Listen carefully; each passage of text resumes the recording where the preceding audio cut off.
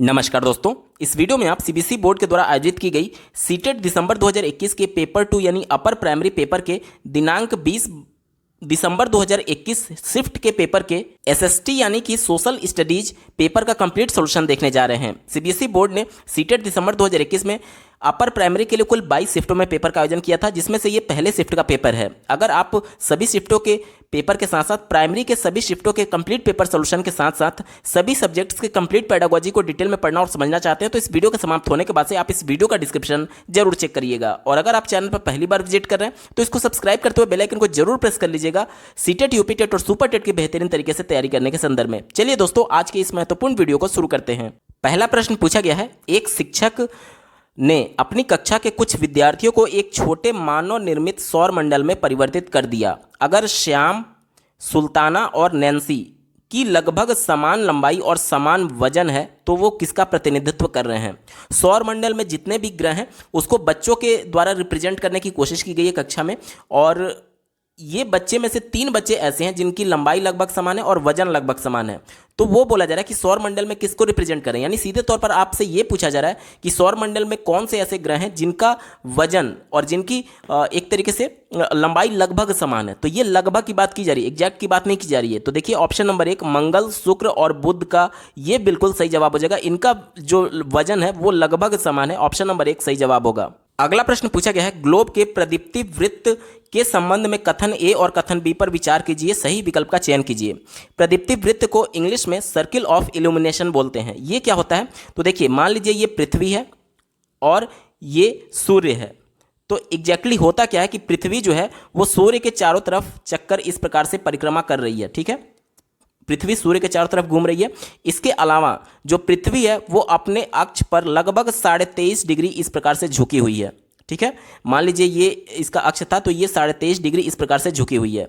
अब ये कहा जा रहा है कि प्रदीप्ति वृत्त क्या होता है। तो देखिए ये मान लीजिए सूर्य है और सूर्य का चारों तरफ पृथ्वी चक्कर लगा रहा था, तो यहाँ पर सूर्य की जो किरणें होंगी वो पृथ्वी के आधे भाग को इस प्रकार से हमेशा प्रकाशित करती रहेंगी। यानी पृथ्वी का कोई भी पोजीशन होगा तो उसका आधा जो भाग है, पृथ्वी का जो आधा भाग है वो हमेशा लाइट में रहेगा और आधा जो भाग है वो हमेशा अंधेरा में रहेगा। तो देखिए यहाँ पर पृथ्वी का यहाँ पर लाइट अंतिम छोर है और यहाँ पर अंतिम छोर है, तो यहाँ पर एक सीधी रेखा इस प्रकार से खींची हुई दिखाई देगी। लेकिन ये चूंकि गोला है, पृथ्वी गोलाकार है, इस वजह से ये जो लाइन आपको दिख रहा है ये एक्चुअली में एक वृत्त बन जाएगा, क्योंकि गोले पर एक पूरा वृत्त बन जाएगा। क्योंकि गोले के पीछे वाला भाग जो आप 2D फिगर में नहीं देख पा रहे हैं वो भी तो होगा, यानी एक वृत्त बन जाएगा ये पूरा। और ये वृत्त जो होगा इसे ही हम लोग प्रदीप्ति वृत्त कहते हैं। अब इसका मतलब क्या हुआ, प्रदीप्ति वृत्त का देखिए सूर्य की तरफ वाला जो आधा भाग है पृथ्वी का उस पर तो दिन हो रहा है यानी उजाला है, और सूर्य के पीछे के दूसरी तरफ वाला यानी कि देखिए सूर्य इस तरफ है तो पृथ्वी का जो इसका दूसरा सिरा है जहां पर सूर्य का प्रकाश नहीं पड़ रहा है वहां पर रात होगा।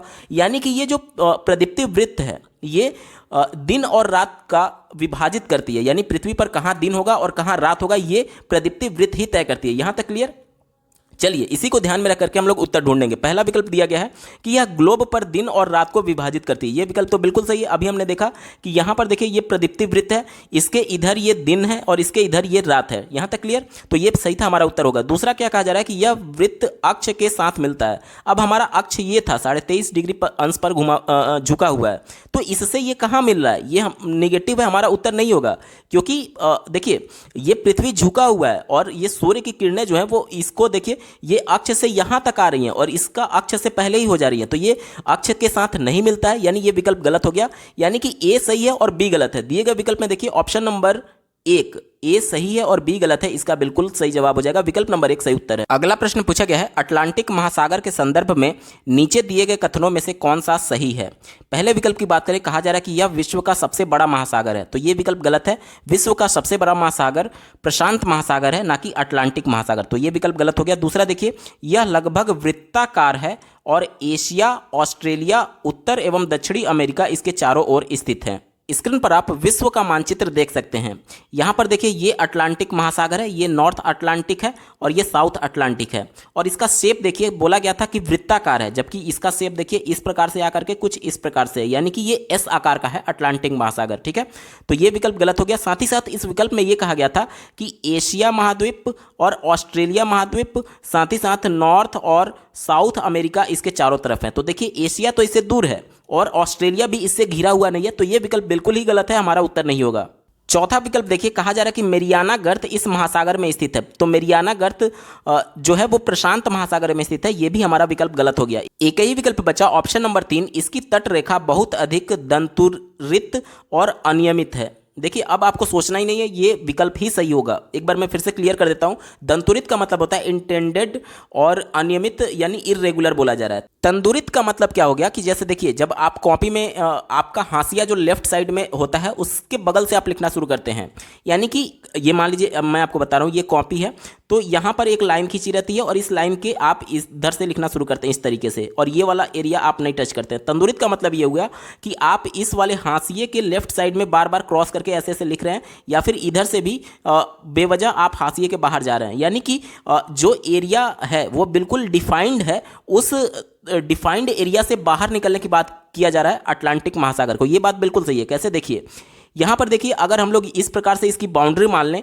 इस अफ्रीका महाद्वीप की, और इस प्रकार से इस साउथ अफ्रीका की बाउंड्री मान लें, तो यहाँ पर अगर ये जो ओशियन है यानी कि अटलांटिक महासागर अगर केवल यहाँ पर बहता तो इसे हम लोग तंदुरित नहीं कहते या फिर नियमित कहते हैं। लेकिन ये क्या कर रहा है, देखिए यहाँ पर ये हाशिया मान लीजिए और इसको हाशिया मान लीजिए, तो यहाँ पर देखिए हाशिए से फिर समुद्र इधर आ गया और इस हाशिए से समुद्र इधर आ गया, यानी कि हाशिए को ये क्रॉस कर रहा है, इस वजह से इसको तंदुरित कहा गया है। और अनियमित भी है। क्यों अनियमित है? क्योंकि यहाँ देशों को बार बार इस प्रकार से डिस्टर्ब करते हुए इस प्रकार से ये बह रहा है। ठीक है, तो ये विकल्प सबसे ज्यादा पॉजिटिव और यही इसका सही जवाब हो जाएगा।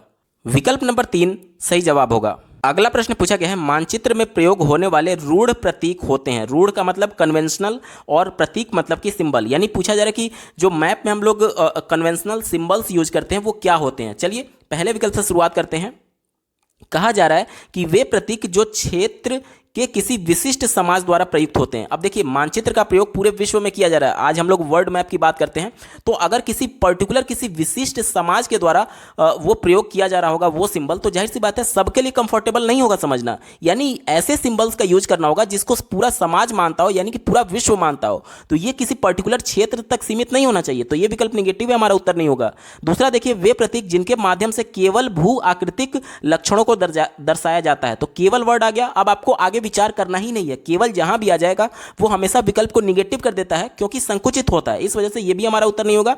तीसरा विकल्प देखिए, वे प्रतीक जिनके माध्यम से केवल राजनीतिक सीमाओं और प्रशासनिक खंडों को दर्शाया जाता है। तो यहां पर भी केवल वर्ड आ गया, इस वजह से आपको विचार ही नहीं करना है, यह विकल्प गलत होगा। एक ही विकल्प बचा ऑप्शन नंबर 4, वे प्रतीक जिनके उपयोग के संबंध में एक अंतर्राष्ट्रीय सहमति हो। अब देखिए वर्ल्ड मैप का यूज या फिर किसी भी देश का मैप का यूज जो है वो अंतर्राष्ट्रीय स्तर पर किया जाता है, और इस वजह से अंतर्राष्ट्रीय सहमति बनना जरूरी है कि कौन से सिंबल्स का क्या मतलब है।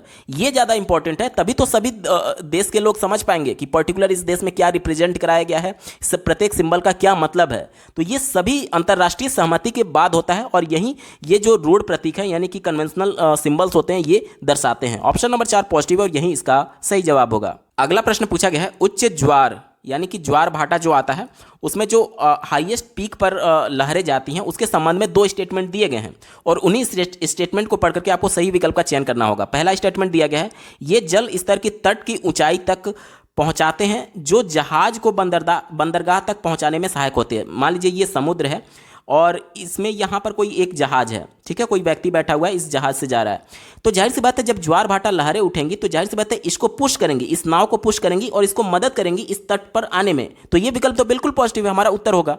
दूसरा देखिए, कथन बी में कहा जा रहा है कि ये मछुआरों के लिए समस्या करते हैं क्योंकि मछलियां उच्च ज्वार के तट से दूर चली जाती हैं।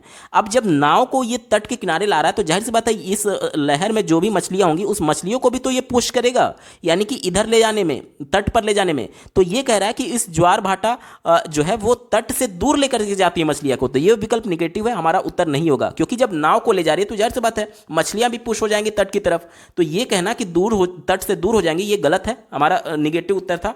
अब चलिए, यानी कि ए सही है और बी गलत है। दिए गए विकल्प में देखिए ऑप्शन नंबर 3 ए सही है और बी गलत है, इसका बिल्कुल सही जवाब होगा। अगला प्रश्न पूछा गया है, वायु दाब के संदर्भ में निम्न में दिए गए कथनों में से कौन सा कथन सही है। सबसे पहले समझते हैं वायु दाब कहते किसे हैं। आपने बचपन में फॉर्मूला पढ़ा होगा, दाब बराबर बल बटे क्षेत्रफल, यानी कि प्रेशर जो होता है वो फोर्स डिवाइडेड बाई एरिया के इक्वल होता है। अब इसका मतलब क्या हुआ, किसी भी वस्तु के द्वारा, जैसे मान लीजिए ये सरफेस है, कोई वस्तु यहाँ पर है, तो इस वस्तु के द्वारा कितना इस पर प्रेशर लगाया जाएगा इस सरफेस पर, इसके द्वारा जो बल लगाया जा रहा है F, और इस पर्टिकुलर कितने एरिया में ये सामान रखा हुआ है, उस पर्टिकुलर एरिया से अगर हम लोग डिवाइड कर दें तो इसका प्रेशर निकल जाएगा। यही बात वायु दाब के साथ होती है। मान लीजिए ये पृथ्वी है, इस पर्टिकुलर इतने क्षेत्र में हमको वायु दाब निकालना है, तो इतने पर्टिकुलर क्षेत्रफल में वायुमंडल में कितना वायु है, यानी कि वायु के द्वारा फोर्स कितना लगाया जा रहा है, और इस पर्टिकुलर क्षेत्र का एरिया से अगर हम लोग डिवाइड कर दें तो यहाँ पर इसका प्रेशर क्या है, यानी वायु दाब क्या है, वो हम निकाल सकते हैं। ठीक है, तो ये होता है वायु दाब। चलिए, इसी के संदर्भ में सही पूछा गया है कि कौन सा है, तो पहले विकल्प से शुरुआत करेंगे। कहा जा रहा है कि वायु सदैव निम्न दाब से उच्च दाब क्षेत्र की ओर गमन करती है। यानी कि ये कहा जा रहा है कि देखिए, उच्च दाब कहने का मतलब कि जहां पर वायु अधिक है, देखिए जैसे अभी हमने देखा ना P बराबर F/A, तो उच्च दाब यानी कि जहां पर वायु का फोर्स अधिक लग रहा है। और वायु का फोर्स कब लगेगा, जब वहां पर ज्यादा वायु होगी। तो जहां से ज्यादा वायु है वहां से बह करके तो कम वायु की तरफ जाएगी। जैसे मान लीजिए यहां पर एक पृथ्वी ये है, और यहां पर एक क्षेत्र है, और यहां पर एक क्षेत्र है। यहां पर मान लीजिए बहुत ज्यादा वायु है, यानी उच्च दाब हो गया, और यहां पर कम वायु है। अब यहां से ज्यादा वायु है तो ज्यादा से कम की तरफ ही तो जाएगी, यानी ज्यादा प्रेशर वाले से कम प्रेशर वाले की तरफ वायु चलती है। और विकल्प क्या कह रहा है कि निम्न दाब से उच्च दाब की ओर चलती है। इस वजह से यह विकल्प गलत है, हमारा उत्तर नहीं होगा। दूसरा देखिए, जब अधिक तापमान वाले क्षेत्र में वायु गर्म होकर के निमज्जित होती है तब उच्च दाब क्षेत्र बनता है। यह विकल्प गलत है। कैसे, देखिए अभी हमने देखा कि P बराबर होता है F/A, यानी कि जितना ज्यादा वायु उतना ज्यादा प्रेशर। अब जब वायु को गर्म करते हैं, अब गर्म कैसे करेंगे, जहां पर पृथ्वी की सूर्य की किरणें सीधे पड़ रही हैं वहां पर तापमान बढ़ जाएगा, और उस वजह से वहां की जो वायु है वो भी गर्म होंगी। और जब वायु गर्म होता है तो उसके अणु दूर दूर हो जाते हैं, यानी हल्के हो जाते हैं, और हल्के होने पर वो ऊपर उठ जाते हैं। तो जाहिर सी बात है, जैसे टेम्परेचर बढ़ा उसका वहां पर वायु का मात्रा कम हो गया, और वायु कम हुआ यानी फोर्स कम हो गया, यानी कि प्रेशर कम हो जाएगा, यानी कि वहां पर निम्न दाब क्षेत्र बनेगा। और विकल्प क्या कह रहा है, उच्च दाब क्षेत्र। ये विरोधाभास था, इस वजह से हमारा उत्तर नहीं होगा। तीसरा देखिए, निम्न दाब क्षेत्र तब बनता है जब कम तापमान वाले क्षेत्र में वायु ठंडी होकर के ऊपर उठती है। तो देखिए पहले ही तो यहीं पर आपको काट देना है कि वायु ठंडी होकर ऊपर नहीं उठेगी। वायु जब ठंडी होगी तो वो नीचे बैठती है, ना कि ऊपर उठती है। ठीक है, तो ये विकल्प निगेटिव है, हो गया, हमारा उत्तर नहीं होगा। एक ही विकल्प बचा, ऑप्शन नंबर 4। देखिए इस बार एक बार विचार कर लेते हैं। कहा जा रहा है कि निम्न दाब बादल युक्त आकाश एवं नम्न मौसम के साथ जुड़ा है, और उच्च दाब स्पष्ट एवं स्वच्छ आकाश के साथ जुड़ा है। पहले इसको समझने के लिए थोड़ा सा आपका कॉन्सेप्ट क्लियर होना चाहिए। देखिए, जो हम लोग वायु दाब नापते हैं वो बैरोमीटर से नापते हैं। बैरोमीटर में एक औसत यहाँ पर मान दिया गया रहता है, जो कि पृथ्वी का औसत वायु दाब होता है, जिसका मान होता है 76 सेंटीमीटर, या फिर इसी को mm में करें तो 760 mm होता है। ठीक है, ये औसत और मानक होता है। अगर इससे ऊपर जा रहा है कहीं पर भी पृथ्वी पर इसका पैमाना, यानी कि वहां पर दाब उच्च हो रहा है। दाब उच्च होने का मतलब कि वायु ज़्यादा, क्योंकि जितना ज़्यादा वायु लगे होगा वहां पर उतना ज़्यादा वहां पर उसका फोर्स लगेगा, और जितना फोर्स उतना ज़्यादा प्रेशर, यानी कि उच्च दाब जहां पर होगा वहां पर फोर्स ज़्यादा होगा, यानी वायु ज़्यादा होगा। अब जहां पर वायु ज़्यादा है वहीं से तो वायु कम वायु की तरफ बढ़ेगी, यानी कि जहां पर वायु ज़्यादा है और जहां पर कम है, जहां पर ज़्यादा है वहां से कम वाले की तरफ बढ़ेगी। यानी कि वायु, मान लीजिए यहाँ पर पृथ्वी का कोई एरिया है, यहाँ पर वायु बहुत ज़्यादा था, तो यहाँ ज़्यादा होने की वजह से यहाँ से वायु अलग हट जाएगी, यानी जहाँ पर कम होगी उधर चली जाएगी। अब जब वायु चली जाएगी तो वहाँ पर आकाश क्या हो जाएगा, साफ हो जाएगा। तो वहीं तो कह रहा है कि उच्च दाब, यानी जहाँ पर वायु ज़्यादा थी वहाँ पर उच्च दाब होने की वजह से वायु वहाँ से चली जाएगी, और वायु जब चली जाती है तो हमारा आकाश क्या हो जाता है, बिल्कुल साफ हो जाता है, स्वच्छ हो जाता है। और देखिए, अगर इसी बैरोमीटर में अगर 76 से नीचे जाता है यानी कि निम्न दाब हो गया। और निम्न दाब में क्या होता है कि जैसे कि देखिए यहाँ उच्च दाब था और मान लीजिए यहाँ कोई एरिया है, यहाँ पर निम्न दाब था। अब यहाँ से वायु इधर की ओर बढ़ रही है यानी निम्न दाब की ओर। अब जब वायु आप खूब तेज चलेगी तो जाहिर सी बात है आंधी और ये सभी चीज़ें आएंगी, और आंधी आने के बाद से वहाँ पर मौसम कैसा हो जाएगा, नम हो जाएगा और आकाश में बादल लग जाएंगे। तो यही तो बोला जा रहा है ऑप्शन नंबर 4 में कि जहाँ निम्न दाब होगा वहाँ पर वायु आएगी, और वायु आएगी तो नम मौसम लेकर के आएगी, और इस वजह से ऑप्शन नंबर 4 ही यहां पर एप्रोप्रिएट है और यही इसका बिल्कुल सही जवाब हो जाएगा। उम्मीद करता हूं आपको अच्छे से समझ में आया होगा। अगला प्रश्न पूछा गया है, अमेजन बेसिन में पाए जाने वाले ब्रोमीलायड क्या हैं? तो ये बेसिकली एक पौधे हैं जो अपनी पत्तियों में जल को संचित रखते हैं। विकल्प नंबर 3 पॉजिटिव है और यही इसका सही जवाब होगा। अगला प्रश्न बहुत ज्यादा इंपॉर्टेंट है, ध्यान से समझिएगा। पूछा जा रहा है कि स्टैक निम्न में से किसकी अपर्दन विशेषता है? अपर्दन का मतलब क्या होता है कि बार बार पानी की बहाव की वजह से वो चीज़ें टूट जाना या फिर बह जाना। ठीक है, तो स्टैक क्या होता है और किसके अपर्दन की वजह से बनता है, इसके बारे में समझते हैं। मान लीजिए ये कोई समुद्र है जो इस प्रकार से बह रही है इस दिशा में। ठीक है, समुद्र ऊपर की तरफ बह रही है और यहाँ पर मान लीजिए कोई चट्टान है, पर्वत है, तो यहाँ पर जो इसकी लहरें हैं बार बार इस चट्टान को हिट कर रही हैं और हिट करने की वजह से यहाँ पर दरारें पड़ जाती हैं इस चट्टान में। और एक वक्त ऐसा आता है कि बार बार दरारें पड़ने से और हिट करने की वजह से यहाँ पर कुछ इस प्रकार से खोखला हो जाता है, यहाँ पर टूट जाता है। ठीक है, और टूटने के बाद से ये लहरें लगातार इसमें हिट कर रही हैं अभी भी। ठीक है, तो टूटने के बाद से ये जो पूरा चट्टान था इसके पीछे वाला एरिया में अभी तक ये होल होकर के नहीं निकला है। तो जब भी केवल चट्टान बीच से टूटा है और बीच में कुछ खाली गड्ढा नुमा बन गया तो उसे बोला जाता है केव, यानी कि गुफा। ठीक है, इसे बोला जाएगा केव। अब उसके बाद से एक समय ऐसा आएगा कि बार बार लगातार हिट करने की वजह से ये जो पीछे वाला था, चट्टान के पीछे था, ये जो टूटा हुआ भाग है वो पूरा पीछे तक चला जाता है। उसके बाद से संरचना कैसे बन जाएगी, देखिए कुछ इस प्रकार से चट्टान बन जाएगा। ये था और ये चट्टान, देखिए ये चट्टान हो गया और ये बीच वाला पूरा एरिया ही टूट गया, ये पूरा एरिया टूट गया और आर पार हो गया बिल्कुल। अभी भी यहाँ पर समुद्र की लहरें ये बार बार हिट कर रही हैं इसको, तो इस वजह से ये पूरा टूट गया और आर पार पूरा दिखने लगा। तो इसे क्या बोलेंगे, यहाँ पर देख लीजिए आप लोग मेहराब जानते हैं, जिस प्रकार से यहाँ पर इस प्रकार से दो पिलर होते हैं और इस प्रकार से इसको मिलाया गया रहता है, वही तो संरचना है। देखिए ये दो पिलर, ये इसके दो पिलर हो गए और ये बीच में खाली है तो ये खाली हो गया और ऊपर ये इस प्रकार से ये वाला पिलर वाला संरचना हो गया। तो इसे मेहराब बोलते थे, जिसे यहां पर समुद्र की भाषा में आर्क बोला जाता है इसे। ठीक है, और उसके बाद से एक समय ऐसा आता है कि जब लगातार समुद्र की लहरें जो हैं लगातार हिट कर रही हैं, तो ये जो दो पिलर हैं, ये तो बचे रहेंगे, लेकिन ये बार बार हिट करने की वजह से ये ऊपर वाला हिस्सा जो है ये भी टूट जाता है। अब कैसी संरचना बनेगी, अब कुछ इस प्रकार से संरचना बनेगी कि चट्टान का ये वाला जो पिलर था और ये वाला जो पिलर था ये तो बचा रहेगा और समुद्र लगातार अभी भी हिट कर रहा है। ठीक है, तो अब क्या हो जाएगा कि ये जो ऊपर वाला पिलर था ये टूट गया, ये बिल्कुल खाली हो गया, यानी कि अब केवल पिलर बच गए हैं। अब इसी पिलर को हम लोग बोला जाता है स्टैक बोलते हैं, समुद्र की भाषा में इसी पिलर को स्टैक बोलते हैं। तो ये किसकी वजह से हो रहा है, किसकी अपर्दन विशेषता है, तो ये समुद्री तरंगों की अपर्दन विशेषता है। समुद्र की जो वेव्स हैं जो लगातार हिट कर रही थी चट्टान को, पर्वत को, उसकी वजह से ये पिलर नुमा संरचना बची है और इसी पिलर नुमा संरचना को हम लोग स्टैक बोलते हैं। ऑप्शन नंबर 3 समुद्री तरंग इसका बिल्कुल सही जवाब होगा। अगला प्रश्न पूछा गया है, सुनामी तरंगों के संबंध में कथन ए और बी पर विचार कीजिए और सही विकल्प का चयन कीजिए। पहला कथन दिया गया है कि ज्वालामुखी उद्गार जो होता है वो कभी सुनामी तरंगों को उत्पन्न नहीं कर सकता है, तो ये विकल्प निगेटिव है। ज्वालामुखी उद्गार की वजह से भी सुनामी आ सकती है। ठीक है, तो ये निगेटिव था, हमारा उत्तर नहीं होगा। दूसरा देखिए, सुनामी आने का प्रथम संकेत तटीय क्षेत्रों में जल में तेजी से कमी आना और फिर विनाशकारी तरंगों को उठना होता है। यानी कि मान लीजिए ये समुद्र है और ये समुद्र का तट है, तो जब सुनामी आने वाला होता है तो ये तट से जो पानी है बहुत तेजी से समुद्र की तरफ पीछे की तरफ बढ़ता है, बहुत तेजी से बढ़ता है, और जितनी तेजी से वो पीछे की तरफ बढ़ा था, कमी आ रहा था समुद्र के पानी में, उतने ही तेजी से वो विनाशकारी तरंगों के साथ आगे बढ़ता है। जैसे ये अचानक से कमी हुआ और फिर खूब तेजी से लहरें खूब ऊपर ऊपर उठने लगेंगी और इसे ही विनाशकारी तरंग यानी कि सुनामी के नाम से जाना जाता है। तो ये बात बिल्कुल सही है, सुनामी आने से पहले जो तरंगें हैं वो पीछे हटती हैं और यही विकल्प में कहा जा रहा है, तो ये विकल्प पॉजिटिव है, हमारा उत्तर होगा। यानी कि ए गलत है और बी सही है। दिए गए विकल्प में देखिए ऑप्शन नंबर 2 ए गलत है और बी सही है, इसका सही जवाब होगा। अगला प्रश्न पूछा गया था, दिए गए लक्षणों ए और बी के आधार पर वायुमंडल की परत को पहचानिए। दिया गया है, यहां पर आप देख सकते हैं, इस परत में बढ़ती ऊंचाई के साथ तापमान अत्यधिक तीव्रता से बढ़ता है।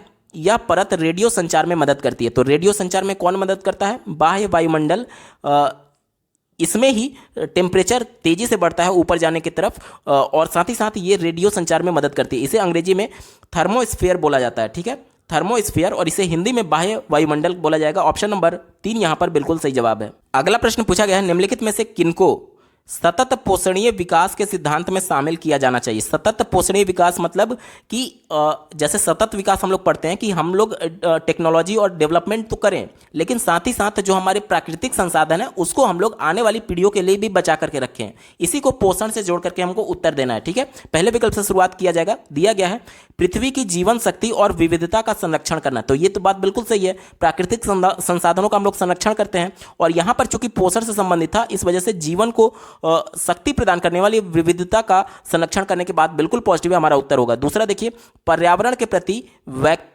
व्यक्तिगत व्यवहार और अभ्यास में परिवर्तन लाना, यानी कि बहुत से लोग होते हैं जो पर्यावरण के प्रति संवेदनशील नहीं है, तो उनके व्यक्तिगत व्यवहार में परिवर्तन लाना, यानी उनको संवेदनशील बनाना, उनके अभ्यास में परिवर्तन लाना, ये भी बिल्कुल पॉजिटिव है। सतत विकास, सतत पोषणीय विकास के संदर्भ में पॉजिटिव हमारा उत्तर होगा। तीसरा देखिए, प्राकृतिक संसाधनों के उपयोग को बंद कर देना, ये विकल्प निगेटिव है। देखिए सतत विकास या फिर सतत पोषणीय विकास ये नहीं कहता है कि आपको बिल्कुल ही रोक देना है, लेकिन इस्तेमाल करना है, लेकिन सीमित मात्रा में, ताकि आने वाली पीढ़ी के लिए वो बच सके। तो ये विकल्प कह रहा था कि बिल्कुल बंद कर देना चाहिए, इस वजह से ये निगेटिव है, हमारा उत्तर नहीं होगा। चौथा देखिए, मानव जीवन की गुणवत्ता को बढ़ाना, ये विकल्प बिल्कुल पॉजिटिव है, हमारा उत्तर होगा।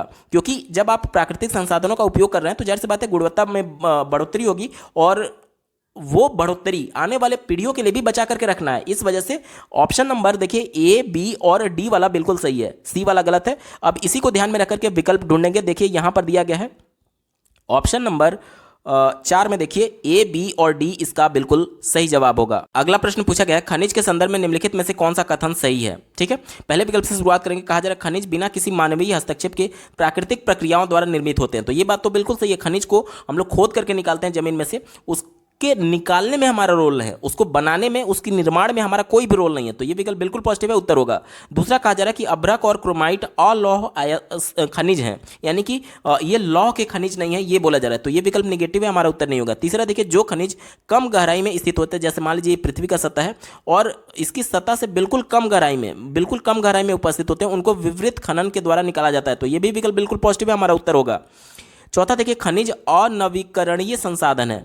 अनवीकरणीय मतलब कि जिसे रिन्यू नहीं किया जा सकता, तो ये बात बिल्कुल सही है, पॉजिटिव है, हमारा उत्तर होगा। यानी कि ए, सी और डी वाला विकल्प सही था। दिए गए विकल्प में देखिए ऑप्शन नंबर 4 ए, सी और डी इसका सही जवाब हो जाएगा। अगला प्रश्न पूछा गया है, मृदा के निर्माण को प्रभावित करने वाले कारकों का मिलान कीजिए। यहां पर देखिए पहला दिया गया वनस्पति, प्राणी जगत और सूक्ष्म जीव, तो ये सब क्या करते हैं, मृदा में ह्यूमस के निर्माण के लिए रिस्पॉन्सिबल हैं, जो सूक्ष्म जीव होते हैं, तो ऑप्शन नंबर 2 इसका हो जाएगा। दूसरा देखिए, जनक शैल कहा जा रहा है, जनक शैल ये मृदा का रंग और गठन के लिए रिस्पॉन्सिबल है, ऑप्शन नंबर 1 इसका सही जवाब है। सी देखिए, जलवायु कहा जा रहा है, जलवायु क्या है, ये अपक्षय की दर, चौथा वाला इसका सही हो जाएगा। और समय क्या है, तो मृदा परिच्छेदिका की मोटाई, ऑप्शन नंबर 3 इसका सही मिलान है। यानी कि उत्तर क्या हो जाएगा, ऑप्शन नंबर 1 देखिए, ए का 2, बी का 1, सी का 4 और डी का 3 इसका सही जवाब है। अगला प्रश्न पूछा गया है, परंपरागत स्रोत के रूप में प्राकृतिक गैस का उपयोगी पक्ष क्या है। पहला विकल्प दिया गया है कि ये आसानी से पाइपलाइन के जरिए परिवहनीय है, यानी कि एक जगह से दूसरी जगह पाइपलाइन के माध्यम से भेजा जा सकता है, तो ये विकल्प बिल्कुल सही है।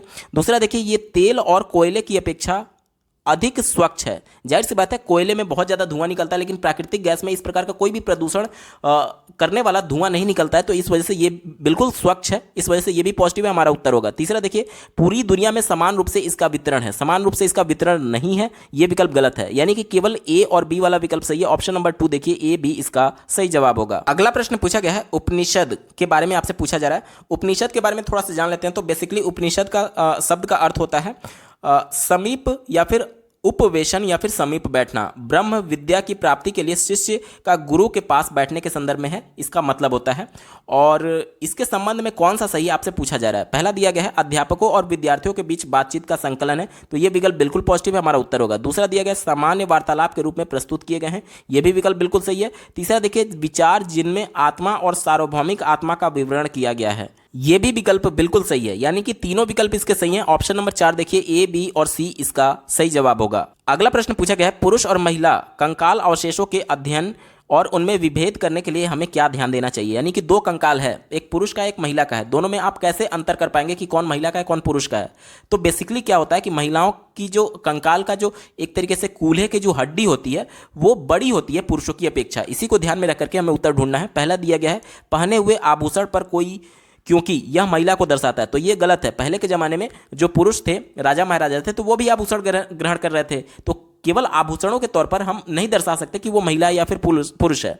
दूसरा देखिए, हड्डियों की संरचना पर, क्योंकि ये बड़े कूल्हों की हड्डी एक महिला को दर्शाती है, ये विकल्प बिल्कुल पॉजिटिव है। अभी हमने देखा कि बड़े कूल्हे की जो हड्डी होती है वो महिलाओं में पाई जाती है, तो ऑप्शन नंबर 2 पॉजिटिव और यही इसका सही जवाब हो जाएगा। बाकी के अन्य विकल्पों पर एक बार विचार करते हैं। हड्डियों की संरचना, क्योंकि बड़े कूल्हे की हड्डी एक पुरुष को दर्शाता है, तो ये गलत है। साथ में दफनाए गए हथियार, तो हथियार से कोई भी लेना देना नहीं है, ये भी गलत है। ऑप्शन नंबर 2 सही जवाब होगा। अगला प्रश्न पूछा गया है, अकबरनामा के अनुसार सूबेदार का क्या कार्यभार था। तो अकबरनामा के अनुसार सूबेदार का जो कार्यभार था वो राजनीतिक और सैनिक कार्य उनको दिए गए थे। ऑप्शन नंबर 1 पॉजिटिव और यही इसका सही जवाब हो जाएगा। अगला प्रश्न पूछा गया है, बंगाली एक क्षेत्रीय भाषा के रूप में विकसित होने के कारक क्या हैं? तो इसका वाणिज्यिक समझौते भी हैं और राजनीतिक समझौते भी हैं। दोनों विकल्प इसका बिल्कुल सही जवाब है। सही विकल्प का चयन करने के लिए बोला गया था, यानी कि ए और बी दोनों सही है। ऑप्शन नंबर 3 देखिए, ए और बी दोनों इसका सही जवाब है। अगला प्रश्न पूछा गया है, महाराष्ट्र के संत कवियों ने किसका विरोध किया? तो इनके द्वारा कर्मकांडों का विरोध किया गया था और साथ ही साथ जन पर आधारित सामाजिक अंतरों का विरोध किया गया था। तो ऑप्शन ए और ऑप्शन बी सही है। तीसरा देखिए, परिवार के साथ रहने का विचार, तो ये विकल्प गलत है। इनके द्वारा इस पर कोई भी विरोध नहीं किया गया था, यानी ए और बी केवल सही जवाब है। दिए गए विकल्प में देखिए ऑप्शन नंबर 1 सही उत्तर होगा। अगला प्रश्न पूछा गया था, 19वीं सदी में कौन सा आदिवासी समूह मुख्यतः बकरियों का पालन करता था? तो ये बकरवाल थे जो कि कश्मीर के थे। तो ऑप्शन नंबर 3 कश्मीर के बकरवाल इसका सही जवाब हो जाएगा। अगला प्रश्न पूछा गया है, सुधारकों का आंदोलन के साथ मिलान कीजिए। तो यहाँ पर पहला दिया गया है घासीदास। तो घासीदास जो थे वो सतनामी आंदोलन से जुड़े थे। ऑप्शन नंबर 3 सही उत्तर होगा। दूसरा दिया गया है पेरियार। पेरियार जो थे वे आत्मसम्मान आंदोलन से जुड़े थे। तीसरा दिया गया है डेरोजियो। डेरोजियो जो हैं वो यंग बंगाल आंदोलन के एक तरीके से समर्थक थे या फिर उनसे जुड़े हुए थे कह सकते हैं। और अंबेडकर की बात करें तो ये मंदिर प्रवेश आंदोलन से जुड़े हुए हैं। यानी कि क्या विकल्प बना? देखिए 3, उसके बाद से 1, फिर 2 और 4 दिए गए विकल्प में देखिए 3, 1, 2, 4 किस में दिया गया? 3, 1, 2, 4 ऑप्शन नंबर 2 सही जवाब है। अगला प्रश्न पूछा गया है, आधुनिक भारत की ज्यादातर लिपियां किससे उत्पन्न हुई हैं? इसमें तो कुछ सोचना ही नहीं है। ऑप्शन नंबर 1 ब्राह्मी लिपि इसका बिल्कुल सही जवाब हो जाएगा। आधुनिक भारत की ज्यादातर जो लिपियां हैं वो ब्राह्मी लिपि से ही उद्भवित हुई हैं। ऑप्शन नंबर 1 सही जवाब है। अगला प्रश्न पूछा गया है, यहाँ पर देखिए 2 स्टेटमेंट दिए गए हैं और कौन सा स्टेटमेंट सही है आपसे पूछा जा रहा है। पहला दिया गया है कि भारत में पूरा पाषाण युग के दौरान शुतुरमुर्ग होते थे। तो ये बात बिल्कुल सही है। दूसरा देखिए, महाराष्ट्र में बड़ी मात्रा में शुतुरमुर्ग के अंडे के छिलके मिलते हैं जिन पर चित्रांकन मिलता है। तो ये भी बात बिल्कुल सही है, यानी दोनों विकल्प इसका सही है। ए और 2 दोनों सही है। ऑप्शन नंबर 2 इसका सही उत्तर होगा। अगला प्रश्न पूछा गया है, देश का उसके उपनिवेश के साथ मिलान करें। उपनिवेश यानी कॉलोनी की बात की जा रही है, ठीक है। चलिए पहले बात करेंगे फ्रांस की। फ्रांस का देखिए सेंट डोमिंग्यू हो जाएगा, ऑप्शन नंबर 2। उसके बाद से देखिए दूसरा दिया गया है पुर्तगाल। तो पुर्तगाल का हो जाएगा ब्राज़ील, 4 हो जाएगा। उसके बाद से देखिए इंग्लैंड दिया गया है, तो इंग्लैंड का हो जाएगा जमैका। और अंतिम में दिया गया है स्पेन, तो स्पेन का हो जाएगा वेनेजुएला। यानी हमारा विकल्प क्या बना? 2, 4, 1 और 3 दिए गए विकल्प में देखिए 2, 4, 1 और 3 ऑप्शन नंबर 2 सही जवाब है। अगला प्रश्न साम्राज्यवादी ऐतिहासिक पेंटिंग के बारे में पूछा गया है और कौन सा विकल्प सही है आपसे पूछा जा रहा है। पहले से शुरुआत करेंगे। कहा जा रहा है कि साम्राज्यवादी फतह की लोक स्मृतियां गढ़ती हैं। तो ये बात बिल्कुल सही है, क्योंकि जो ऐतिहासिक पेंटिंग है उसके बारे में उसकी लोक स्मृतियां यानी लोगों से जुड़े स्मृतियों के बारे में बताती हैं। तो ये विकल्प बिल्कुल पॉजिटिव हमारा उत्तर होगा। दूसरा देखिए, अंग्रेजों को अजेय और सर्वशक्तिशाली के रूप में प्रस्तुत करती है। तो ये भी सही है। और तीसरा देखिए, यूरोप में बहुत लोकप्रिय है। तो ये भी सही है। चौथा देखिए, भारत को पूरी प्रामाणिकता के साथ दर्शाती है। तो ये विकल्प गलत है, यानी कि केवल ए, बी और सी वाला विकल्प सही है। चलिए अब विकल्पों में चलते हैं। ऑप्शन नंबर 2 देखिए ए, बी और सी सही है, इसका सही उत्तर हो जाएगा। अगला प्रश्न पूछा गया था, आईने अकबरी के बारे में निम्नलिखित कथनों को पढ़ें। पहला दिया गया है कि यह अकबरनामा का दूसरा भाग है। तो ये गलत है। दूसरा देखिए, यह अकबर के शासनकाल की घटनाओं का विवरण देती है। तो ये भी गलत है। तीसरा देखिए, यह लोगों की परंपराओं और संस्कृति का विवरण देती है। तो ये बात बिल्कुल सही है। और चौथा देखिए, यह बहुत सारी चीज़ों का सांख्यिकीकरण विवरण देती है। तो ये भी बिल्कुल सही है, यानी कि सी और डी वाला विकल्प केवल सही है। चलिए विकल्पों में चलते हैं। यहाँ पर आप देख सकते हैं विकल्प में सी और डी किस में दिया गया है? ऑप्शन नंबर 3 सी और डी सही है, इसका सही जवाब हो जाएगा। अगला प्रश्न पूछा गया है, प्राचीनतम लघु चित्रकला किस पर बनाए जाते थे? तो पात्र पर नहीं बनाए जाते थे, ये गलत है। ताड़ पात्र पर बनाए जाते थे, कागज पर भी बनाए जाते थे और लकड़ी की तख्ती पर भी बनाए जाते थे। यानी बी, सी और डी वाला सही विकल्प होगा और सही विकल्प ही हमसे पूछा जा रहा है। बी, सी, डी वाला विकल्प हमें चुनना है। यहाँ पर देख सकते हैं ऑप्शन नंबर 4 में दिया गया बी, सी और डी इसका सही जवाब है। अगला प्रश्न पूछा गया है, 700 वर्ष पहले केरल की विविधता और यहाँ के मुस्लिम समुदाय के जीवन के बारे में निम्नलिखित में से कौन से यात्री ने लिखा था? तो ये इब्न बतूता ने लिखा था। ऑप्शन नंबर 2 सही जवाब है। अगला प्रश्न पूछा गया है, संविधान की प्रस्तावना में निम्नलिखित में से किस प्रकार की समानता का उल्लेख किया गया है? तो यहाँ पर देखिए वेतन का नहीं किया गया है, संपत्ति का भी नहीं किया गया है, रोजगार का भी नहीं किया गया, प्रतिष्ठा की समानता की बात की गई है। ऑप्शन नंबर 4 सही उत्तर है। अगला प्रश्न पूछा गया है, भारत में नगर निगम के संबंध में निम्नलिखित में से कौन सा कथन सही है। चलिए ऑप्शन नंबर 2 देखिए, जो वार्ड काउंसलर होते हैं जिसे हम लोग पार्षद बोलते हैं, वो एक निर्वाचित सदस्य होता है। निर्वाचित मतलब कि जिसे जनता चुनती है प्रत्यक्ष तौर पे। ठीक है, तो ऑप्शन नंबर 2 ही यहाँ पॉजिटिव और यही इसका सही जवाब होगा। अगला प्रश्न पूछा गया है, भारत में महिला रोजगार को प्रोत्साहित करने के लिए कानून है जिनके तहत अनिवार्य है कि जिस संस्था में 30 से अधिक महिला कर्मचारी काम करती है वहां पर क्या होना चाहिए। तो वहां पर शिशु सदन होना चाहिए, यानी कि एक ऐसा रूम होना चाहिए जिसमें बच्चे को वो ठहरा सकें जब वो कार्य कर रहे होंगे ऑफिस में, महिलाएं। ठीक है, तो ऑप्शन नंबर 1 शिशु सदन इसका सही जवाब है। अगला प्रश्न पूछा गया है, रोजा पार्क द्वारा बस में अपनी सीट देने से मना करना संयुक्त राष्ट्र अमेरिका में किस आंदोलन का शुरुआती बिंदु बना। तो ये नागरिक अधिकार आंदोलन का शुरुआती बिंदु बना था। ऑप्शन नंबर 3 सही जवाब है। अगला प्रश्न पूछा गया है, मीडिया के संदर्भ में एजेंडा तैयार करने से क्या अभिप्राय है।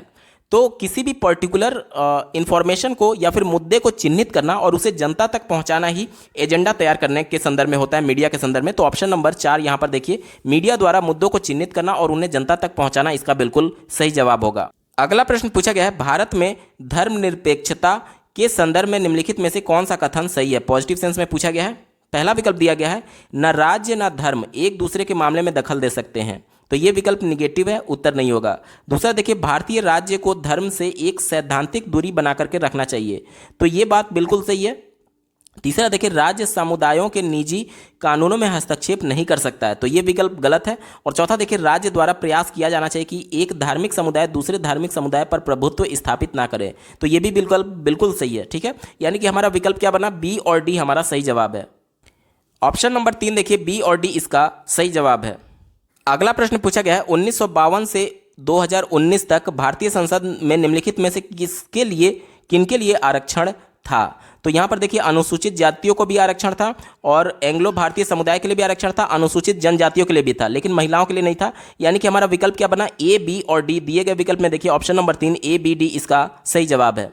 अगला प्रश्न पूछा गया है, फेडरल कोर्ट ऑफ इंडिया किसका पूर्ववर्ती नाम है। ये सुप्रीम कोर्ट ऑफ इंडिया का पूर्ववर्ती नाम है। दिए गए विकल्प में देखिए ऑप्शन नंबर 1 सर्वोच्च न्यायालय इसका सही उत्तर हो जाएगा।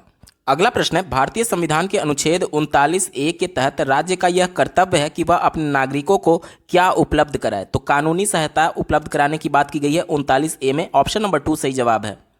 अगला प्रश्न पूछा गया है, न्यायमूर्ति राजेंद्र सच्चर कमेटी द्वारा 2005 में किस समुदाय के आर्थिक और सामाजिक हाशिकरण पर अध्ययन किया गया। तो ये मुस्लिम पर इन्होंने अध्ययन किया था। सच्चर कमेटी जो है वो मुस्लिम पर सामाजिक हाशिकरण के अध्ययन से जुड़ा हुआ है। दिए गए विकल्प में देखिए विकल्प नंबर 3 मुस्लिम इसका सही उत्तर है।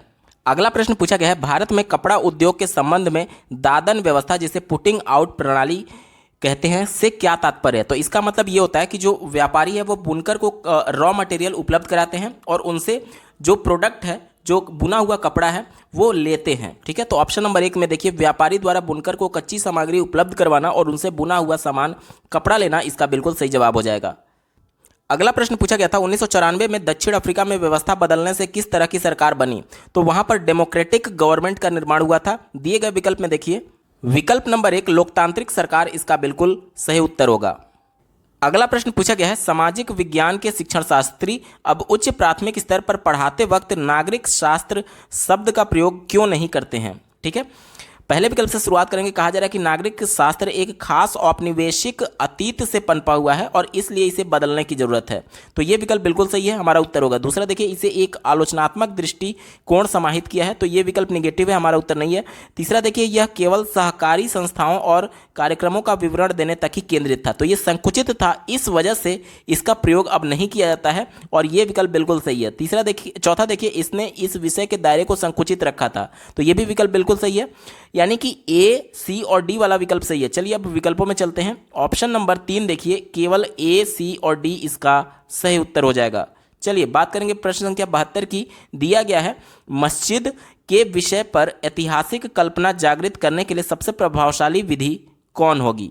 तो प्रभावशाली वही विधि होगी जिसमें बच्चे प्रत्यक्ष तौर पर उसके बारे में जान रहे होंगे, देख रहे होंगे, अवलोकन कर रहे होंगे। ठीक है, तो चलिए पहले विकल्प से शुरुआत करेंगे।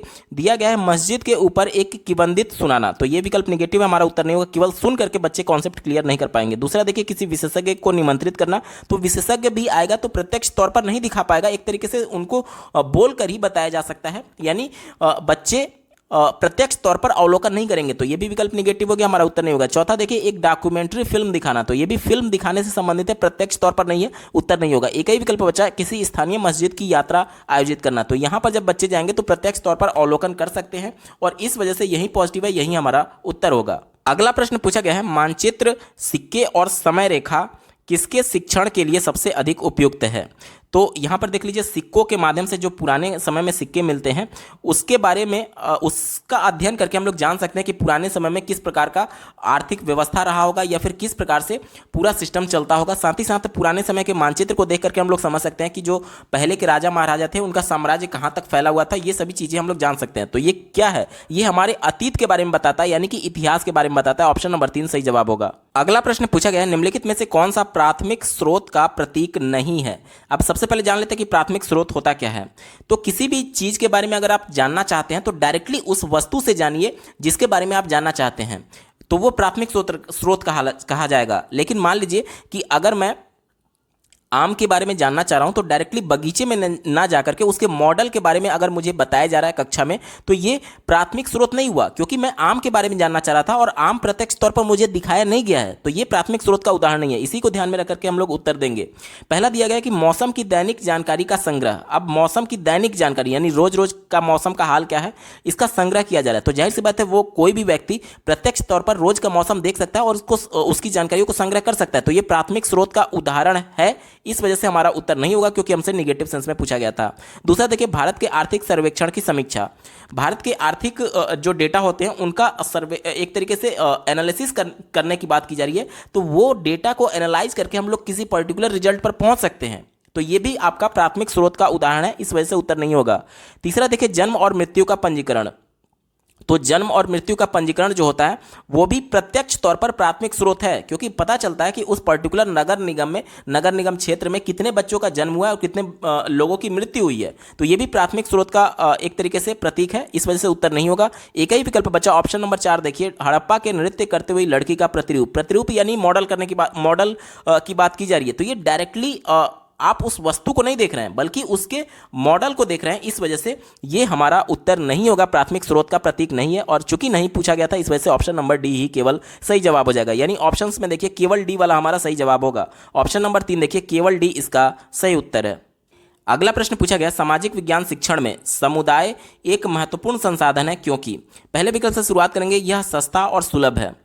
तो केवल सस्ता और सुलभ के लिए समुदाय में बेसिकली एक तरीके से जीवित लोग आते हैं, तो जीवित लोगों को आप सुलभ और सस्ता थोड़ी बोल सकते हैं, तो ये विकल्प निगेटिव है, हमारा उत्तर नहीं है। सुलभ तो कहा जा सकता है कि आसानी से उपलब्ध हो जाते हैं समुदाय के लोग, लेकिन सस्ता वर्ड उनके लिए अप्रोप्रिएट नहीं था, इस वजह से ये निगेटिव है, उत्तर नहीं हो सकता। दूसरा देखिए, वृद्ध लोग बुद्धिमान होते हैं और उनके पास समय होता है। ऐसा थोड़ी है कि वो खाली बैठे हुए हैं इसलिए उनको संसाधन के तौर पर इस्तेमाल किया जा रहा है सामाजिक विज्ञान के शिक्षण में, तो ये विकल्प निगेटिव है। तीसरा देखिए, समुदाय के ज्ञान को बिना आलोचना के स्वीकार किया जा सकता है, तो ये भी विकल्प निगेटिव है। क्यों? क्योंकि लेव वाइगोस्की ये मानते थे कि बच्चे तर्क के माध्यम से अपने लोगों से अंतःक्रिया करके वो सीखते हैं, तो जाहिर सी बात है जब अंतःक्रिया करेंगे तो बच्चे तर्क भी करेंगे, उनसे प्रश्न भी पूछेंगे, यानी कि बिना आलोचना के स्वीकार नहीं किया जाता है बच्चों के द्वारा, तो ये विकल्प निगेटिव, तो हमारा उत्तर नहीं होगा। एक ही विकल्प बच्चा ऑप्शन नंबर 4 देखिए, यह वास्तविक परिस्थितियों में सीखने का अवसर प्रदान करते हैं, यानी कि जो समुदाय के लोग हैं उनका जो अनुभव है वो वास्तविक परिस्थिति का अनुभव है और उन परिस्थितियों के डायरेक्टली अनुभव के बारे में बच्चे सीख सकते हैं, ये अवसर प्रदान होता है, इस वजह से ये सबसे ज़्यादा पॉजिटिव और यही इसका सही जवाब होगा। अगला प्रश्न पूछा गया है, यहाँ पर देखिए 2 कथन दिए गए हैं और दोनों कथन को पढ़ करके कौन सा सही आपको विचार करना है। चलिए, पहला दिया गया है, हिंदुस्तान शब्द का प्रयोग मिन्हाजे सिराज ने किया था जिसमें उत्तर भारत के भागों का समावेश था किंतु उत्तर पूर्व भारत का समावेश नहीं था, तो ये बात बिल्कुल सही है।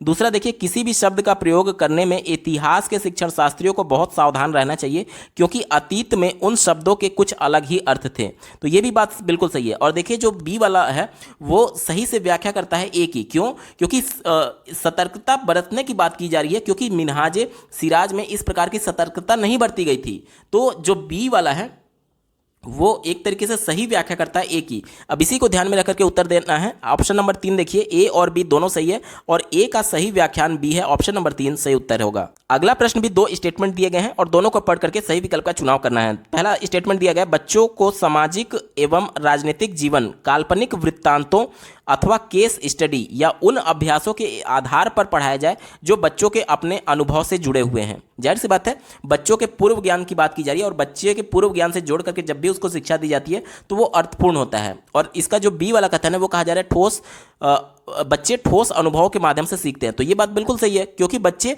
प्रत्यक्ष तौर पर जो देखे हुए हैं, जो प्रत्यक्ष तौर पर देखे हुए वो उनका अनुभव हो गया, उनके परिवेश का अनुभव हो गया और इसी अनुभव को आधार बना करके नई ज्ञान दी जाती है। तो जो बी वाला है वो सही व्याख्या करता है ए की और दोनों विकल्प सही है। इसी को ध्यान में रखकर के देखिए, ऑप्शन नंबर 3 ए और बी दोनों सही है और ए का सही व्याख्यान बी है। विकल्प नंबर 3 सही जवाब हो जाएगा। अगला प्रश्न पूछा गया है, यहां पर देखिए 2 स्टेटमेंट दिए गए हैं और कौन सा सही है कौन सा गलत है आपको बताना है। पहला दिया गया इतिहास मिथ्या है। मिथ्या है मतलब कि झूठा है, तो ये बात गलत है। इतिहास को आप झूठ नहीं बोल सकते। इतिहास हमारे अतीत में जो कुछ भी घटित हुआ है उसका लिखित वर्णन करता है, तो ये विकल्प निगेटिव है, झूठ नहीं है। अब ये विकल्प गलत हो गया। दूसरा देखिए, इतिहास स्रोतों की व्याख्या पर आधारित होता है। जाहिर सी बात है, जो खुदाई में विभिन्न प्रकार की मूर्तियां मिली हैं, जो पुराने सिक्के मिले हैं और जो जो प्राप्त होते हैं, इमारत प्राप्त होते हैं या फिर जो कुछ भी स्मारक प्राप्त होते हैं, उसके आधार पर ही हम लोग किसी निष्कर्ष पर पहुंचते हैं और ये सभी स्रोत ही इतिहास का व्याख्या करती है। तो ये विकल्प बिल्कुल पॉजिटिव है, उत्तर होगा। यानी कि ए गलत है और बी सही है। दिए गए विकल्प में देखिए, ऑप्शन नंबर 2 ए गलत है किंतु बी सही है, इसका सही उत्तर होगा। अगला प्रश्न पूछा गया है, यहां पर देखिए 2 स्टेटमेंट दिए गए हैं फिर से, और कौन सा दोनों को पढ़ करके आपको बताना है कि कौन सा विकल्प सही है। पहले बात करेंगे ए की, समाज विज्ञान के पाठ्यक्रम के दायरे में विस्तृत होने की संभावना बनी रहती है। ये बात बिल्कुल सही है।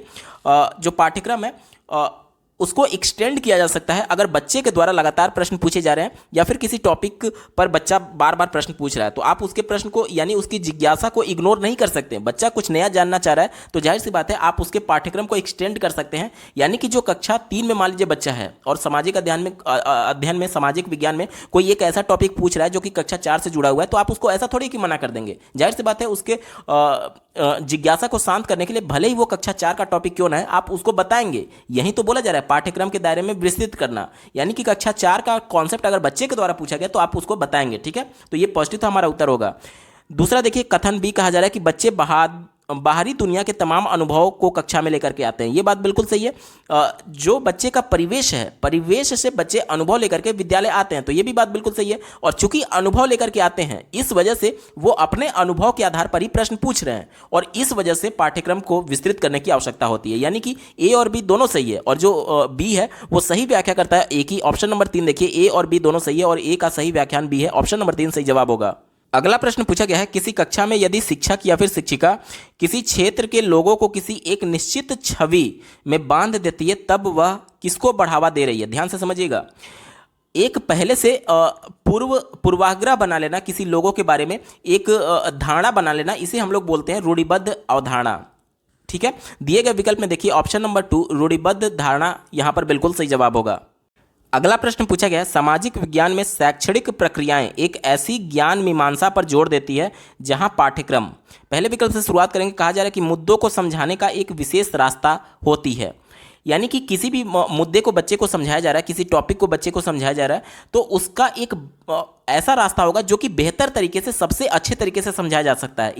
इसी को एक्सप्लेन करता है विकल्प नंबर 1, तो ये बात बिल्कुल पॉजिटिव है, हमारा उत्तर होगा। दूसरा देखिए, एक बंद बक्से की तरफ विकसित होती है। ये विकल्प निगेटिव है। बंद बक्सा मतलब कि एक तरीके से आप संकुचित होकर के सोच रहे हैं, मतलब बिल्कुल ही लिमिटेड हो जा रहे हैं, तो ये विकल्प निगेटिव है, हमारा उत्तर नहीं होगा, क्योंकि हम लोग सृजनात्मकता की बात करते हैं। बंद बक्से की तरह बच्चे को सोचने या फिर समझने के लिए संकुचित नहीं किया जा सकता। तीसरा देखिए, अतीत की मुख्य धारा का लेखा जोखा होती है।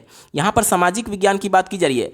अगर इतिहास की बात की जाती तो ये अतीत की बात कर सकता था, लेकिन सामाजिक विज्ञान की बात की जा रही है जिसमें बहुत सारे शाखाएं हैं, तो इस वजह से ये अतीत की मुख्य धारा का लेखा जोखा केवल नहीं कहा जा सकता, क्योंकि इतिहास के लिए अगर ये वर्ड आता तो हम लोग कह सकते थे, लेकिन ये सामाजिक विज्ञान के लिए आया हुआ है, इस वजह से ये भी विकल्प गलत हो गया।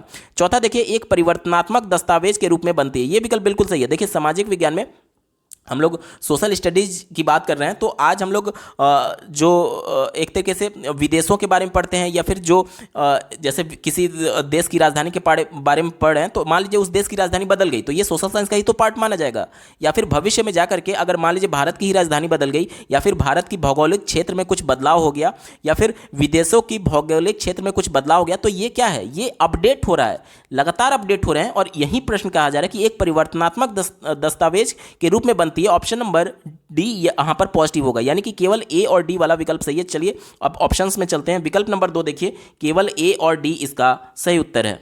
अगला प्रश्न पूछा गया है, यहां पर स्रोत यानी कि सोर्स थीम पर चर्चा करते समय एक सामाजिक विज्ञान का शिक्षक अधिगमकर्ताओं की सहभागिता को कैसे बढ़ा सकता है। चलिए पहले विकल्प से बात करेंगे। दिया गया है अधिगमकर्ताओं के जीवन से जुड़ाव से बचना, यानी कि एनसीएफ 2005 ये कहता है कि बच्चों को उसके अनुभव से, उसके जीवन से जोड़ करके बताना है, और ये विकल्प कह रहा है कि उसे बचने की बात कर रहा है, यानी कि ये निगेटिव था, हमारा उत्तर नहीं होगा। दूसरा देखिए, स्रोतों पर और अधिक पढ़ने के लिए प्रेरित करना। जाहिर सी बात है, बच्चे जितना मोटिवेटेड रहेंगे उतना ही अर्थपूर्ण अधिगम कर सकते हैं, तो ये प्रेरणा की बात कर रहा था, मोटिवेट करने की बात कर रहा था, इस वजह से ये पॉजिटिव है, हमारा उत्तर होगा। तीसरा देखिए, अपने स्वयं की व्याख्या बनाने को हतोत्साहित करना। यहां पर हतोत्साहित वर्ड अपने आप में निगेटिव है, तो इस वजह से ये हमारा उत्तर नहीं होगा। और वैसे भी यहाँ पर मैं बता दूं कि बच्चों की जो स्वयं की व्याख्या, यानी बच्चे जो अपना अनुभव शेयर कर रहे हैं, उसको एक तरीके से हतोत्साहित करने की बात की जा रही है, तो ये विकल्प बिल्कुल ही निगेटिव है, क्योंकि बाल केंद्रित शिक्षा में इस प्रकार की उम्मीद नहीं की जाती है कि बच्चों को आप हतोत्साहित करेंगे कि तुम अपनी व्याख्या ना बनाओ, तो ये विकल्प निगेटिव है, हमारा उत्तर नहीं होगा। चौथा देखिए, प्रश्न पूछना और सूचना के कोष में अभिवृद्धि करना। प्रश्न पूछना यानी कक्षा इंटरेक्टिव बनेगा, और बच्चे के मन में जो भी जिज्ञासा उत्पन्न हो रही है वो टीचर से पूछ करके, और ले वाइगोत्स्की के सिद्धांत के अनुसार, जैसा कि आप लोग जानते हैं कि अंतःक्रिया यहाँ पर बहुत ज़्यादा इंपॉर्टेंट है संरचनावादी कक्षा में, तो यहाँ पर प्रश्न पूछना कक्षा को संरचनावादी बना रहा है, यानी कि अपने ज्ञान की रचना करने के लिए बालक सक्रिय है, सक्रिय रूप से भागीदारी कर रहा है। ये विकल्प बिल्कुल पॉजिटिव हमारा उत्तर होगा, यानी कि दिए गए विकल्प में देखिए केवल बी और डी वाला पॉजिटिव है। चलिए अब ऑप्शंस में चलते हैं। विकल्प नंबर 3 देखिए, बी और डी इसका सही उत्तर है। अगला प्रश्न पूछा गया है, कक्षा में ना ध्यान देने वाले विद्यार्थियों के प्रति सामाजिक विज्ञान के शिक्षक किस तरह व्यवहार करेंगे। यानी कि कोई बच्चा है कक्षा में जो कि बिल्कुल फोकस नहीं कर रहा है पढ़ाई पर, सामाजिक विज्ञान की कक्षा में, तो एज ए टीचर आप क्या करेंगे, ये आपसे पूछा जा रहा है। पहले विकल्प से शुरुआत करेंगे, उन्हें और अधिक तिथि और तथ्यों को याद करने के लिए कहेंगे और उन्हें व्यस्त रखेंगे, तो ये विकल्प निगेटिव है। जहां भी आपको याद करना, रटना जैसे शब्द दिख जाए वो हमेशा निगेटिव होता है, कभी भी आपका उत्तर नहीं हो सकता, ये विकल्प गलत हो गया। दूसरा देखिए, उनसे बातचीत करेंगे और उनकी अरुचि के कारण जानने का प्रयास करेंगे, तो ये विकल्प बिल्कुल पॉजिटिव है। आखिर बच्चे को प्रॉब्लम क्या है, बच्चा कक्षा में क्यों इंटरेस्ट नहीं ले रहा है, जब बच्चे से बात किया जाएगा तभी तो उसके बारे में पता चल पाएगा और उसकी समस्या को दूर किया जा सकता है, तो ये विकल्प बिल्कुल पॉजिटिव है, हमारा उत्तर होगा। तीसरा देखिए, उन्हें चर्चा में आए विषयों के इर्द गिर्द अपने अनुभवों को साझा करने के लिए प्रोत्साहित करेंगे, ये विकल्प पॉजिटिव है। क्यों? क्योंकि जब बच्चे अपने अनुभव को शेयर कर रहे होंगे, यानी कक्षा में वो सहभागिता दिखा रहे हैं, और कहीं ना कहीं जैसे ही बच्चा इंटरेक्टिव होगा कक्षा में, उसकी रुचि बढ़ेगी उस पर्टिकुलर कॉन्सेप्ट के बारे में, तो ये विकल्प बिल्कुल पॉजिटिव है। चौथा देखिए, उन्हें बहुत कठिन कार्यपत्र और गृह कार्य देंगे। एक तो बच्चा वैसे ही इंटरेस्ट नहीं ले रहा है, और अगर आप उसको बहुत ज़्यादा कठिन कार्य दे देंगे तो उसमें उसका जो रुचि था वो और डाउन चला जाएगा, ये विकल्प निगेटिव है, हमारा उत्तर नहीं होगा। यानी दिए गए ऑप्शंस में देखिए केवल बी और सी वाला विकल्प यहाँ पर सही होगा। ऑप्शन नंबर 4 देखिए, केवल बी और सी इसका सही उत्तर है। अगला प्रश्न पूछा गया है, सबसे उचित विकल्प का चयन करें और वाक्य पूरा करें। दिया गया है कि एक सामाजिक विज्ञान के शिक्षक की भूमिका कैसी होनी चाहिए। चौथे विकल्प से शुरुआत करते हैं। दिया गया है कि सृजनात्मक विचारों को रटने के अभ्यास में शिक्षार्थियों का मार्गदर्शन करना।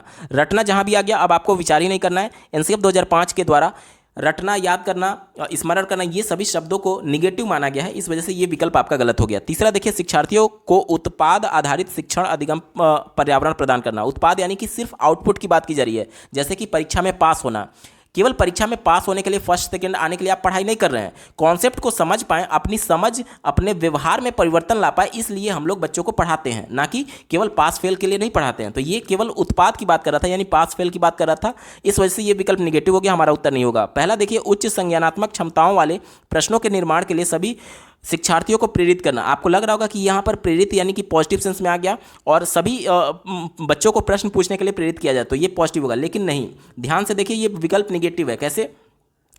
उच्च संज्ञानात्मक क्षमता वाले प्रश्न बोला जा रहा है, यानी कि बच्चे का जो स्टैंडर्ड है उससे ऊपर के प्रश्न कहाँ बच्चे बना पाएंगे। जाहिर सी बात है, बच्चे की जितनी समझ है अपने समझ के हिसाब से तो प्रश्न बना पाएंगे। और ये कहा जा रहा है कि उच्च संज्ञानात्मक क्षमता मतलब कि जो लेवल है उससे ऊपर के प्रश्न बनाने के बारे में कहा जा रहा है। तो ये विकल्प निगेटिव है क्योंकि बच्चे इसके लिए कंफर्टेबल नहीं है। एक ही विकल्प बचा ऑप्शन नंबर 2, विद्यार्थियों को सीखने के विभिन्न अनुभवों को प्रचुरता में प्रदान करना, यानी बच्चों का एक तरीके से बच्चों का जो अनुभव है, विभिन्न अनुभव है, जो उनका एक्सपीरियंस है, उनको सीखने के लिए उसका यूज किया जा रहा है। और इस वजह से ये विकल्प सबसे ज़्यादा पॉजिटिव है और यही इसका सही जवाब हो जाएगा, क्योंकि एनसीईआरटी 2005 बच्चों के परिवेश से जोड़ करके शिक्षा देने की बात करता है और परिवेश से जोड़ना यानी उनके अनुभव की बात करना, और यही विकल्प पॉजिटिव है और यही सही जवाब हो जाएगा। अगला प्रश्न पूछा गया, सामाजिक विज्ञान शिक्षण शास्त्र की समसामयिक समझ अध्यापकों को निम्नलिखित सभी को करने का प्रोत्साहित करती है केवल इसको छोड़ करके। चौथे विकल्प से शुरुआत करेंगे। कहा जा रहा है कि इतिहास को एक प्रक्रिया के रूप में प्रस्तुत करना, यानी कि इतिहास क्या है, हमारे अतीतों के बारे में जानकारी है। और ये अतीत के बारे में हमें जानकारी कैसे मिलता है, किसी जगह पर जो अवशेष मिले होंगे या फिर कोई अगर ऐसी चीज़ मिली होगी जिसके कार्बन डेटिंग के बारे में हम लोग उसका पहचान करते हैं कि कितना पुराना हो सकता है। कोई मूर्ति मिली होगी उसके बारे में जान करके, कोई सिक्का मिला होगा उसके बारे में जान करके आर्थिक स्थिति के बारे में हम लोग जान सकते हैं। कोई मानचित्र मिला होगा जिसके माध्यम से उसके भौगोलिक क्षेत्रफल, भौगोलिक चीज़ों के बारे में हम लोग समझ सकते थे। तो ये क्या है, ये प्रोसेस है, मतलब कि एक स्टेप के बाद एक स्टेप सभी आंकड़ों को जुटाया जा रहा है और उसके बारे में जानने की कोशिश की जा रही है। तो ये विकल्प बिल्कुल पॉजिटिव है, इस वजह से हमारा उत्तर नहीं होगा क्योंकि हमसे निगेटिव सेंस में पूछा गया था। तीसरे विकल्प की बात करेंगे, शिक्षार्थियों में सुव्यवस्थित तर्क करने की कौशल को विकसित करना। तो ये तो विकल्प बिल्कुल पॉजिटिव है ना, क्योंकि लेव वाइगोत्स्की के सिद्धांत के अनुसार बच्चे तर्क के माध्यम से, जब जाहिर सी बात है इंटरेक्शन करेंगे तो तर्क करेंगे ही करेंगे, तो इसी के माध्यम से बच्चे सीखते हैं। तो ये पॉजिटिव था, हमारा उत्तर नहीं होगा क्योंकि निगेटिव सेंस में पूछा गया था। दूसरा देखिए, स्रोतों की मदद से अनुमान लगाने व सत्यापन करने के अवसर उत्पन्न करना। तो ये बात बिल्कुल सही है, बच्चे जितना एक तरीके से प्रिडिक्ट करेंगे, अनुमान लगाएंगे, उसके माध्यम से जो सोर्सेज हैं, जो रिसोर्सेज हैं, उसके माध्यम से जो भी बच्चा अनुमान लगा रहा है यानी कुछ ना कुछ एनालिसिस कर रहा होगा, यानी संरचनावादी कक्षा की तरफ इशारा कर रहा है कि बच्चे अपने ज्ञान का निर्माण स्वयं कर रहे हैं। तो ये विकल्प बिल्कुल पॉजिटिव है, इस वजह से उत्तर नहीं होगा। एक ही विकल्प बच्चा ऑप्शन नंबर 1 देखिए, यथा स्थिति बनाए रखने को। अब यथा स्थिति मतलब कि एज इट इज, जहां पर बच्चा है उसी प्रकार से छोड़ दीजिए, कुछ भी नया ज्ञान देने की बात नहीं की जा रही है, कुछ भी नया सोचने की बात नहीं की जा रही है। ये विकल्प निगेटिव, और चूंकि निगेटिव सेंस में आपसे पूछा गया था इस वजह से ऑप्शन नंबर एक पॉजिटिव, एक तरीके से निगेटिव ही पूछा गया था और इस संदर्भ में ऑप्शन नंबर 1 सही जवाब हो जाएगा। अगला प्रश्न पूछा गया है, यहां पर देखिए फिर से 2 स्टेटमेंट दिए गए हैं। पहला स्टेटमेंट ये दिया गया कि एक सामाजिक विज्ञान के शिक्षक को उच्च प्राथमिक कक्षाओं में विवादास्पद मुद्दों को पढ़ाने से बचना चाहिए। मान लीजिए समाज में कोई ऐसा मुद्दा चल रहा है जिसको लेकर के विवाद है, जैसे मान लीजिए हिंदू मुस्लिम का ही टॉपिक है, तो जब आप एज ए टीचर कक्षा में इस टॉपिक पर चर्चा करेंगे तो जो भी संवेदनशीलता है उसको बच्चे समझ पाएंगे और एक्चुअल क्या पृष्ठभूमि है और किस प्रकार से समाज को गुमराह किया जा रहा है कुछ लोगों के द्वारा, इसके बारे में बच्चे समझ पाएंगे। तो इन विवादास्पद मुद्दों पर चर्चा करने की जरूरत है, इसे बचने की जरूरत नहीं है। तो ये विकल्प निगेटिव हो गया, हमारा उत्तर नहीं होगा। दूसरा देखिए, विवाद उत्पन्न होते हैं क्योंकि इतिहास में स्रोत अपने आप बोलते नहीं। तो ये विकल्प बिल्कुल पॉजिटिव है और इस वजह से ये विकल्प सही जवाब हो जाएगा। ठीक है, दिए गए विकल्प में देखिए ऑप्शन नंबर 2 ए गलत है किंतु बी सही है, इसका बिल्कुल सही जवाब होगा। अगला प्रश्न पूछा गया है, समय और स्थान की समझ को विकसित करने के लिए हमें क्या उपयोग करना होगा। तो यहाँ पर देखिए, जहाँ पर पहले केवल आ गया है इसको तो आप सीधे काट दीजिए। चौथा बोला गया है ग्लोब और मानचित्र। ग्लोब यानी कि पूरे विश्व का मानचित्र आपसे बोला जा रहा है और किसी देश का मानचित्र, लेकिन पर्टिकुलर उस मानचित्र में कौन सा मानक समय रेखा है, उसी मानक समय रेखा से ही हम लोग समय का एक तरीके से सही समय, एग्जैक्ट समय निकाल सकते हैं। तो समय रेखा केवल एक ही विकल्प में दिया गया है, इस वजह से ये गलत हो जाएगा और ऑप्शन नंबर 3 मानचित्र और समय रेखा यहाँ पर बिल्कुल सही जवाब है। विकल्प नंबर 3 सही उत्तर होगा। अगला प्रश्न पूछा गया है, आप भोपाल के सामाजिक विज्ञान के शिक्षक हैं। भोपाल मध्य प्रदेश में, ध्यान से समझिएगा। पूर्व इतिहास काल के लोगों से विद्यार्थियों को परिचित कराने के लिए सर्वोत्तम शिक्षण शास्त्रीय विधि कौन सी होगी। चौथे विकल्प से शुरुआत करेंगे। दिया गया कि एक अभिलेखागार का भ्रमण, यानी कि अभिलेखागार मतलब कि जहाँ पर सिर्फ अभिलेख, एक तरीके से आप ऐसे समझ सकते हैं कि जहाँ पर सीधे म्यूजियम समझ सकते हैं और उस म्यूजियम में सिर्फ और सिर्फ डेटा रखा गया है, अभिलेख रखे गए हैं, केवल पोथा रखा गया, लिखे किताब समझ सकते हैं, उस सेंस में कहा गया है। तो बच्चे पढ़ने के लिए तो किताब उसके विद्यालय में भी अवेलेबल कराया जा सकता है। बच्चे अगर प्रत्यक्ष तौर पर कुछ देखते तो समझ में आता है। ये बुक्स की बात कर रहा है, अभिलेख की बात कर रहा है, डेटा की बात कर रहा है, इस वजह से ये निगेटिव हो गया, हमारा उत्तर नहीं होगा। तीसरा देखिए, व्याख्यान के लिए दिल्ली से एक विशेषज्ञ को आमंत्रित करना। अब यहाँ पर विशेषज्ञ को आप आमंत्रित कर रहे हैं तो जाहिर सी बात है वो बोल कर ही तो बताएगा, बच्चा प्रत्यक्ष रूप से कुछ भी नहीं देख रहा है, ये विकल्प निगेटिव हो गया। दूसरा देखिए, मध्य प्रदेश पर्यटन विभाग से प्रकाशित एक पुस्तक से पठन व चर्चा। तो यहाँ पर भी पुस्तक की बात की जा रही है, प्रत्यक्ष रूप से बच्चा नहीं देख रहा है, ये भी विकल्प निगेटिव है, हमारा उत्तर नहीं होगा। एक ही विकल्प बचा ऑप्शन नंबर 1 देखिए, भीमबेटका का भ्रमण। यहाँ पर अब प्रत्यक्ष तौर पर जब बच्चा जा करके वहाँ पर देखेगा, प्रत्यक्ष तौर पर अवलोकन करेगा, तो इसके माध्यम से बच्चा एक तरीके से सीख सकता है और पूर्व इतिहास काल के लोगों से विद्यार्थियों को परिचित कराने के लिए ये सबसे सर्वोत्तम शिक्षण शास्त्रीय विधि होगी। ऑप्शन नंबर 1 सही होगा। अगला प्रश्न पूछा गया है, भारत के विभाजन को समझाने के लिए कौन से शैक्षणिक सहायक सामग्री उपयोग में लाई जा सकती है। पहले विकल्प से शुरुआत करेंगे, दिया गया है पंजाब से लाए गए काले व लाल रंग के मृद भांड। तो पंजाब से लाए गए ये काले और लाल रंग के जो भी चीज़ हैं, इसके बारे में बच्चे देख करके उस समय किस प्रकार से भारत का विभाजन हुआ था इसके बारे में थोड़ी समझ सकते हैं, ये तो उत्तर होगा नहीं। दूसरा देखिए, कथानक, कथानक यानी कि कहानी बताने की बात की जा रही है, कथा के सेंस में, तो ये विकल्प बिल्कुल पॉजिटिव है। 1947 में आज़ादी के समय किस प्रकार से विभाजन हुआ था, इसके संदर्भ में कथाओं के माध्यम से बच्चों को अवगत कराया जा सकता है, तो ये विकल्प बिल्कुल पॉजिटिव है, हमारा उत्तर होगा। दूसरा देखिए, छवियां यानी कि इमेजेस की बात की गई है। इमेजेस में बच्चे देख करके देखिए, अब प्रत्यक्ष तौर पर बच्चे को उस समय के माहौल में थोड़ी ले जा सकते हैं आप, तो जाहिर सी बात है जो चीज़ें हमारे पास प्रमाणिक तौर पर इमेजेस हैं उसके माध्यम से ही तो बताएंगे, तो ये विकल्प बिल्कुल पॉजिटिव है, उत्तर होगा। और आहत सिक्के बोले गए हैं, तो सिक्के से कोई खास मतलब नहीं है, क्योंकि सिक्के उससे पहले के भी राजा महाराजा के समय में जो सिक्के चलते थे, तो उसको देख करके बच्चे सिर्फ ये जान सकते हैं कि हाँ सिक्के का क्वालिटी क्या था, सिक्के किस वस्तु से बनाई जाती थी, किस प्रकार के सिक्के प्रचलन में थे, लेकिन उसके विभाजन किस प्रकार से भारत का विभाजन हुआ इसके बारे में बच्चे नहीं जान पाएंगे, तो ये विकल्प नहीं होगा, यानी कि केवल बी और सी वाला विकल्प सही है। दिए गए ऑप्शंस में देखिए, ऑप्शन नंबर 3 केवल बी और सी इसका सही उत्तर है। अगला प्रश्न पूछा गया था, एक सामाजिक विज्ञान शिक्षक शिक्षिका का निम्नलिखित में से कौन सा लक्ष्य होना चाहिए। ध्यान से समझिएगा, चौथे विकल्प से शुरुआत करते हैं। कहा जा रहा है कि समुदायों के बीच केवल विरोधों द्वंद्वों को इंगित करना, केवल वर्ड आ गया, अब आपको विचार ही नहीं करना है, ये विकल्प गलत हो गया।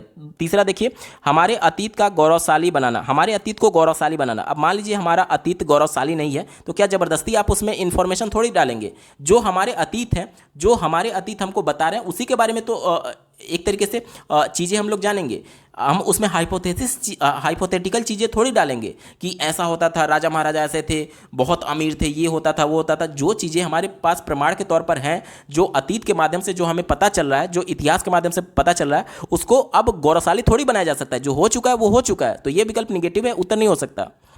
बी वाला देखिए, तिथियों को सटीक रूप से कंठस्थ करना, रटना, याद करना, स्मरण करना, जहां भी आपको दिख जाए उस पर विचार ही नहीं करना है। एनसीएफ 2005 ऐसे शब्दों को निषेध करता है। एक ही विकल्प बचा, ऑप्शन नंबर 1 हमारे अतीत पर दृष्टिकोण का निर्माण करना, यानी कि जो चीज़ें बीत चुकी हैं, जो अतीत हो चुकी हैं, उसके संदर्भ में हमारा पर्सपेक्टिव डेवलप करना, ये सबसे ज़्यादा एप्रोप्रिएट है और यही इसका सही जवाब हो जाएगा। यानी कि देखिए, केवल ए वाला विकल्प सही है। चौथे ऑप्शन नंबर 1 में देखिए, केवल ए इसका सही उत्तर हो जाएगा।